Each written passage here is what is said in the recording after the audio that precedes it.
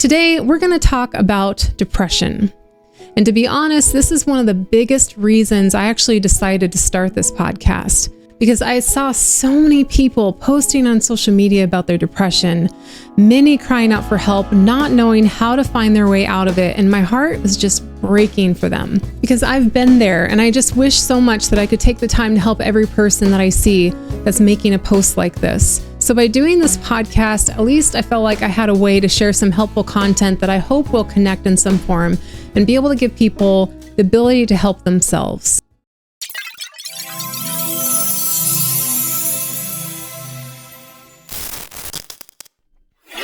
Welcome to the Rewire4Success podcast. I am your host, Katie Johnson. Today, we're going to talk about depression.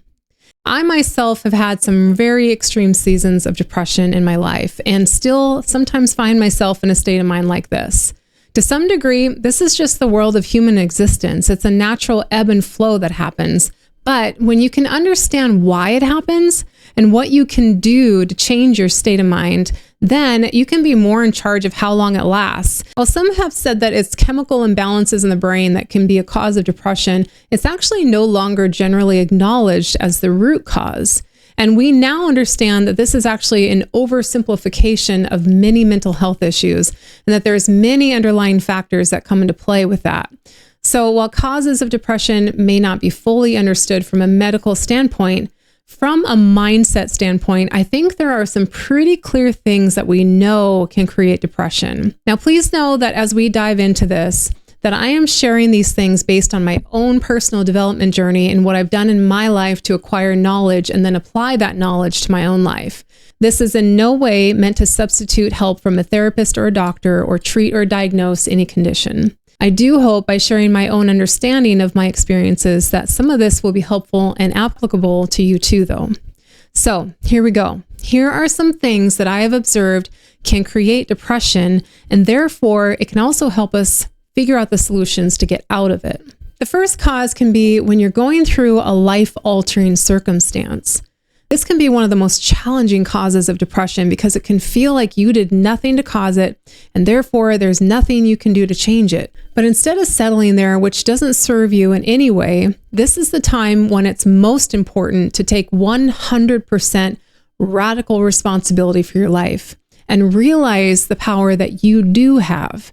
In some situations, even if they're not immediately evident, there are things that you can do to change the circumstances, or at least begin to transition out of them, even if the change isn't immediate. And in other cases, while it may be true that you cannot do anything to change your situation, there are still things you can do to change your state of mind surrounding the situation. In the book Man's Search for Meaning by Viktor Frankl, he writes about his experiences being a prisoner in Nazi concentration camps during World War II.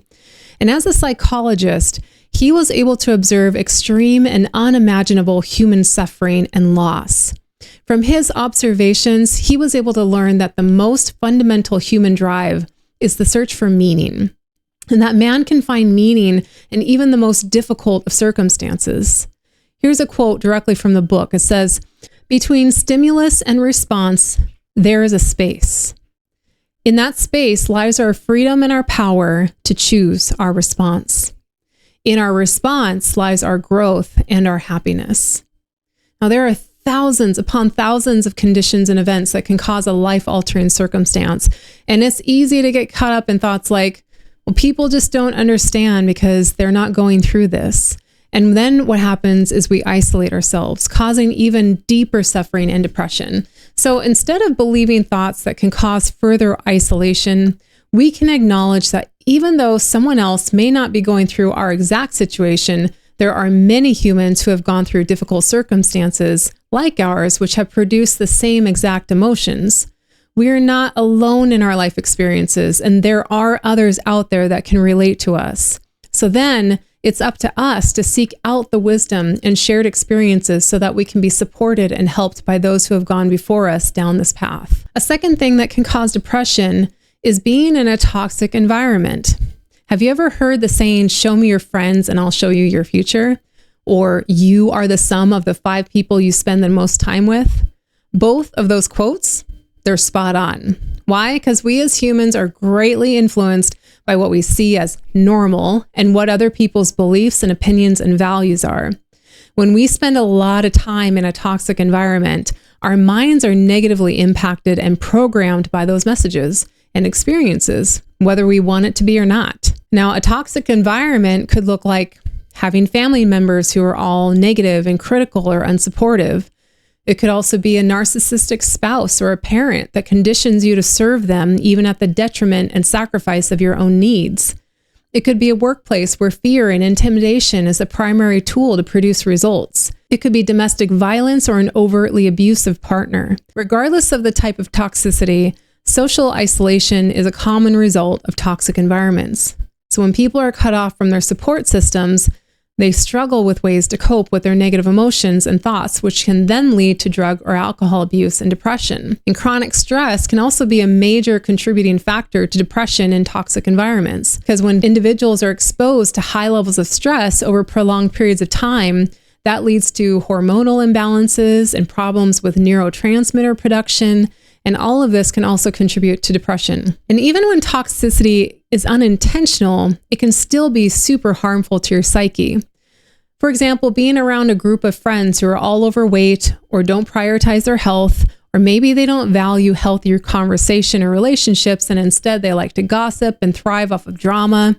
Regardless, these toxic environments are all influencing the way that your brain works. So it's very important to be aware of this and to know that it's your job to set boundaries and decide which influences you're going to allow into your life and which ones you are not. This can be a very difficult step to take, and it often requires a level of courage to make changes when you recognize where a person or a group aren't people who you would like to become more and more like. And equally important, you'll want to find new influences that you want for your brain to be shaped by. What normal would you like to create so that you rise up to the level of your influences? A third cause for depression can be when we are continually focusing on the things that we don't want. So if you're actually somebody who is lucky enough to not be going through a currently life-altering circumstance, you can actually cause yourself depression by focusing on anxiety and fear about going through one. But statistics show that 85% of the things that we worry about never even happen. And of the things that do, only about 3% of them happen the way that we think they will. And what we focus on expands. So whether that's good or bad, the same truth still applies. So instead of focusing on the things that you don't want to have happen and creating more fear and more anxiety and potentially even manifesting the very thing that you don't want, instead, I challenge you to focus on one thing that can't be taken away from you. That is your mindset. As long as you're alive, no one can take that away from you.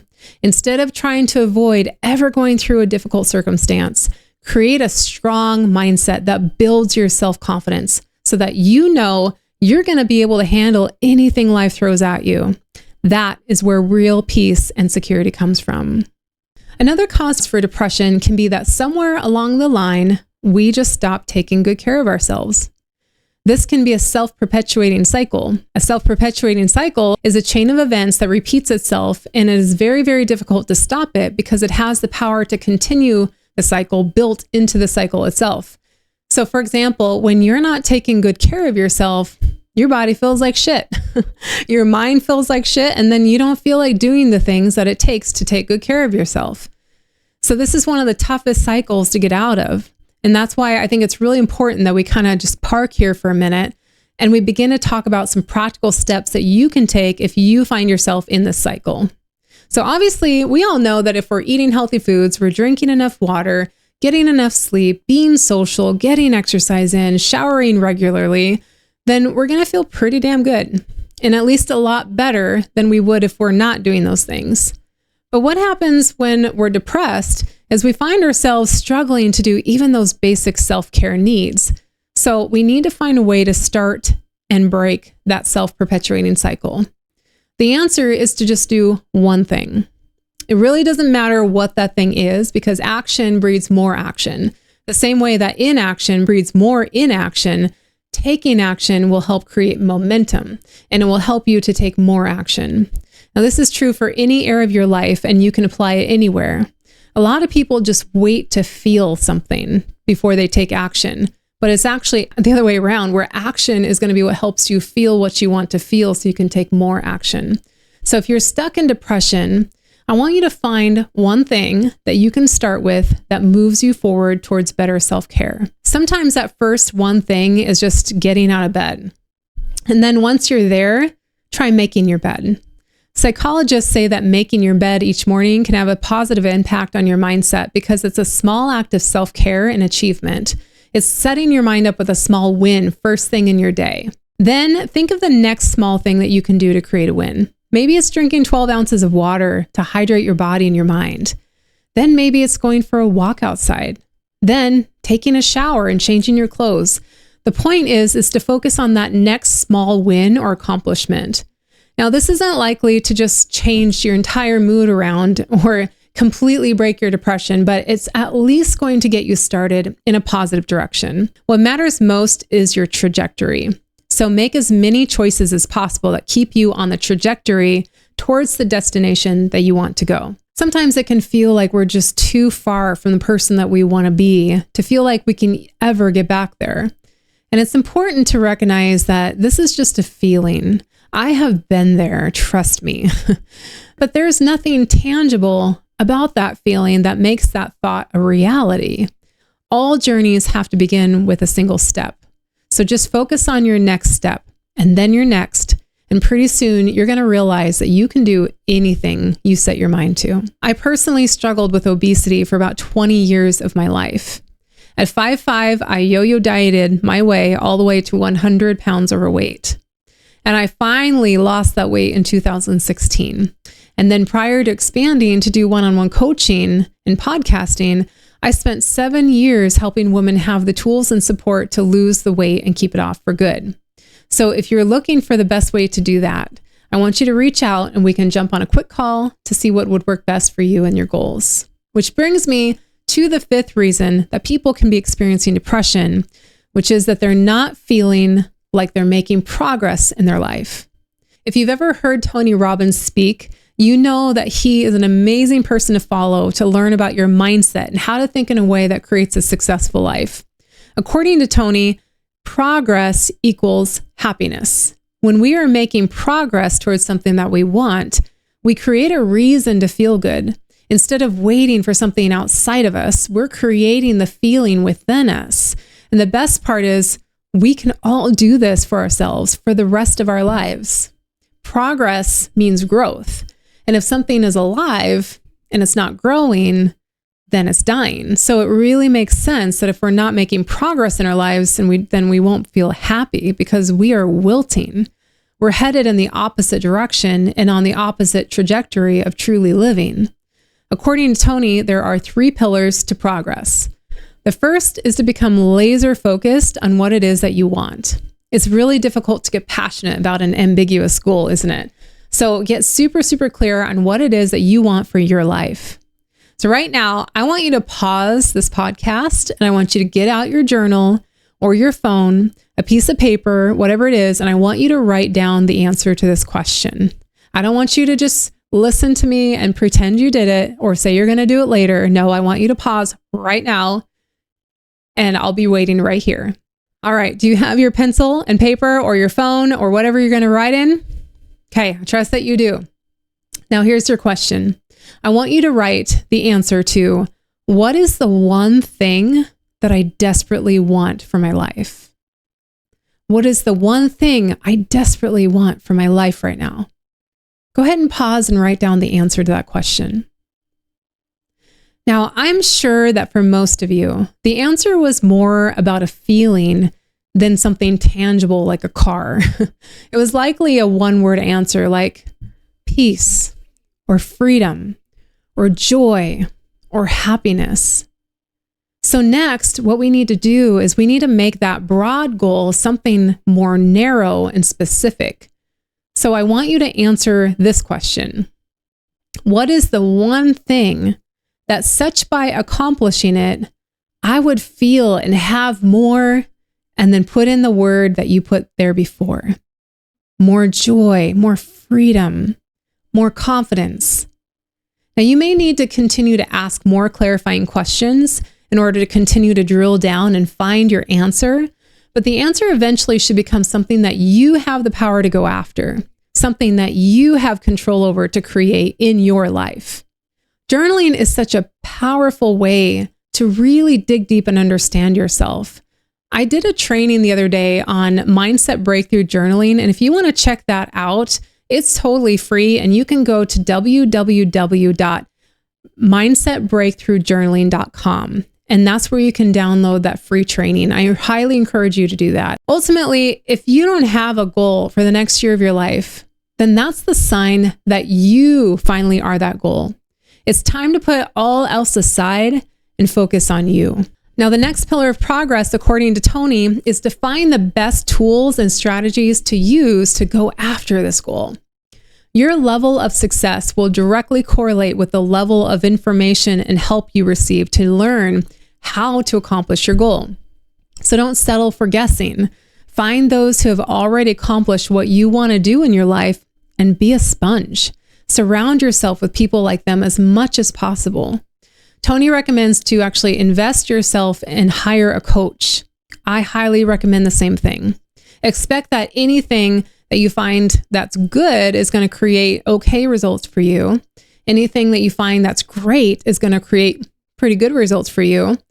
But anything that you find that's outstanding is going to create great or outstanding results for you. So make sure that you put your time and your money where it's really going to count. The last pillar that Tony recommends is to take massive action. Not just a little action, massive action. I love a quote that I heard once, and it said, if you kind of sort of try, you'll kind of sort of get results. So in everything that I do, I try to do it with passion and with drive, because I don't want to just kind of sort of get results. I want results. So I want to recommend to you, give everything your best effort. Do everything in your power to achieve your goal. And if it doesn't work, try another thing. If that doesn't work, try another thing and another. And don't stop until you find your way to the goal. Everything we go through on this path to success is data for our success. There is no such thing as failure. The fastest way to succeed is to fail faster. And remember to not divide your attention and go for 3 or 4 or 5 other goals at the same time. As I recently talked about in a previous episode, if you're trying to chase 2 rabbits or 3 or 4 or 5, you won't catch any of them. Another cause for depression can come from not feeling like your life matters. Remember when I mentioned earlier about Viktor Frankl and how he wrote that he believed the most fundamental human drive is the search for meaning? I completely agree. When we don't believe that our life has meaning or purpose, that can very understandably lead us down dark paths of self-destruction. We end up chasing highs or ways to relieve stress all the time, thinking that those are the things that are going to make us happy.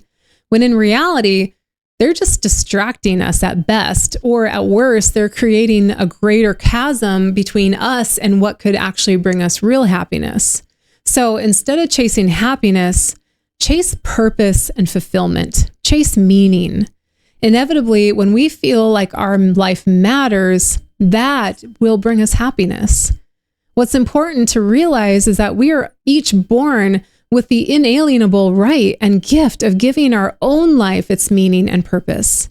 There is no one else that gets to decide this for us, or any grand overarching meaning to life that we all need to abide by. Everything in life, it just is. It's very factual. In fact, without the mysterious and beautiful reality of human existence, our emotions, our depth, our ability to override primal instincts and instead choose what we care about and value, life would be extremely boring and meaningless. The only meaning that exists in anything is the meaning that we give it. But too often what happens is we wait for someone else or something else to give us meaning or value or purpose or validation or fulfillment or happiness. And we expect someone else or something else to do that work for us and tell us who we're supposed to be. Or we give our life and our power away by sacrificing ourselves and our own dreams or needs for somebody else's.